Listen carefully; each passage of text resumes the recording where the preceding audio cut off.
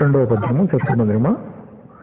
కరిరాజున్ విసతం సంతతులచే గట్టన్ విజృంభించువాడు వజ్రంబు శిరీష పుష్పములచే నూహించు భేదింపన్ శ్రీపురచింపన్ లౌనాబ్దికిన్ మధుకణంబు జిద్దు యత్నించునుద్ధరిని మూర్ఖుల దెల్పునెవ్వడు సుధాధారాను కారోక్తులన్.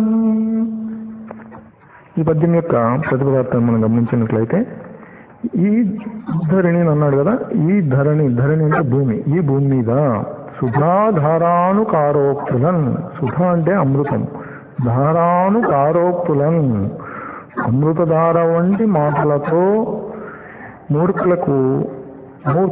మూర్ఖులను తెలుపున్ వారికి సమాధానపరచడం, అంటే వారికి మంచి విషయాలు తెలపాలని ప్రయత్నించేటువంటి వాడు ఎలాంటి వాడు అవుతాడంటే మూర్ఖుడు అవుతాడు అని.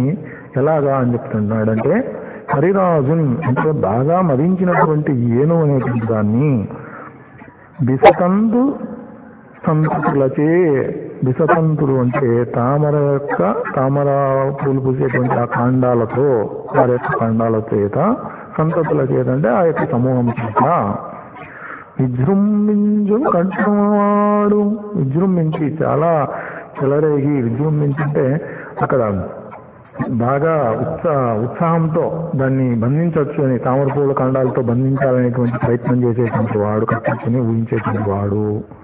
గురు వజ్రంబు శిరీష పుష్పములకి భేదింపన్, గురు అంటే చాలా గొప్పదైనటువంటి వజ్రాన్ని శిరీష పుష్పములచే, శిరీష పుష్పములు అంటే దిగిసిన పూలు, చాలా సున్నితమైనటువంటివి, అవి ఒక కేసరములాగా ఉంటాయన్నమాట. అటువంటి ఆ పుష్పాలతో వజ్రాన్ని కోయొచ్చు అని ఊహించేటువంటి వాడు. భేదింపన్ అంటే ఛేదించడానికి, మామూలుగా వజ్రంతోనే కోయేస్తారు అనేటువంటిది మామూలుగా మనకు ఉన్నటువంటి సామెత. అలాంటి కఠినమైనటువంటి వజ్రాన్ని శిరీష పుష్పంతో ఛేదించవచ్చు అని ఊహించేటువంటి వాడు, తెలిసేవాడు. లవణాబ్దికిన్ తీపురచింపన్ లవణాబ్దికిన్. ఇక్కడ లవణాబ్ది అంటే లవణం అంటే ఉప్పు, అబ్ది అంటే సముద్రం. ఉప్పు సముద్రాన్ని తీపురచింపన్ తీయదనం కలిగించడానికై, ఉప్పు సముద్రంని తీయగా చేయడం కోసం అని చెప్పేసి మధుకణంబు చిందించు. మధుకణంబు అంటే ఇక్కడ తేనె చుక్క అనమాట. ఒక తేనె బిందువుతో ఆ సముద్రంలో తేనె అనేటువంటి తేనె చుక్కలను వేసి సముద్రం అంతా కూడా తీయదనం తీసుకురావాలని చెప్పేసి ప్రయత్నించేటువంటి వాడు. ఈ యొక్క మూర్ఖులకు మంచి మాటలు చెప్పి వారిని ఉద్ధరించాలనేటువంటి వారు కూడా మూర్ఖులతో సమానం అవుతాడు అని చెప్పేసి మనకు మూర్ఖుల యొక్క స్వభావాన్ని ఇందులో చెప్తూ ఉన్నారన్నమాట. మనకు గతంలో కూడా ఒక చక్కని పద్యము విన్నాం. ఇవిరి ఇసుమున తైలంబుదీయవచ్చు, మృగకృష్ణలో నీరు తాగవచ్చు, తిరిగి కుందేటి కొమ్ము సాధించవచ్చు, చేరి మూర్ఖుల మనసు రంజింపజేయరాదని. అంటే మూర్ఖుల యొక్క మనసు అనేటువంటిది మనం ఎంత చేసినా కూడా, ప్రయత్నించినా కూడా వాళ్ళ మనసు మార్చలేమనేటువంటి దాని గురించి ఇక్కడ ఈ పద్యంలో చెప్పడం జరిగింది అన్నమాట.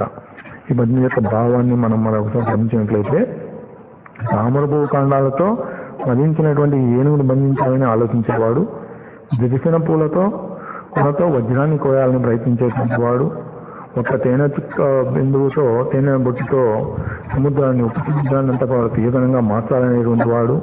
ఇలాంటి మూర్ఖులను మంచి మాటలతో మార్చాలని ప్రయత్నించే వాళ్ళు కూడా మూర్ఖులు అవుతారు అని చెప్పేసి మూర్ఖుల యొక్క స్వభావాన్ని మనకు ఈ పద్యంలో చక్కగా ఏనుగు లక్ష్మణరావు గారు చెప్పడం జరిగింది.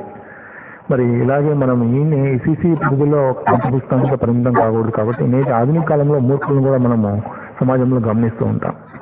ఏమిటంటే ఈ మధ్యకాలంలో వార్తల్లో మనం చూస్తున్నాం, వార్తాపత్రికల్లోనూ టీవీల్లోనూ ఎదురుగా వస్తున్నటువంటి రైల్లో సెల్ఫీ తీసుకోవాలనేటువంటి వాళ్ళు, మరి వీరిని మనం మూర్ఖుల కిందనే జంపించవచ్చు అని నా ఆలోచన. అలాగే కార్ డ్రైవింగ్ చేస్తూ ఫోన్లో మాట్లాడేవాళ్ళు, బైకుల్లో వెళ్తూ సెల్ ఫోన్లో మాట్లాడేవాళ్ళు, అలాగే నీటి ఒడ్డుకు వెళ్ళి సెల్ఫీ ఫోటో తీసుకుని అందులో పడి మరణించేటువంటి వారు.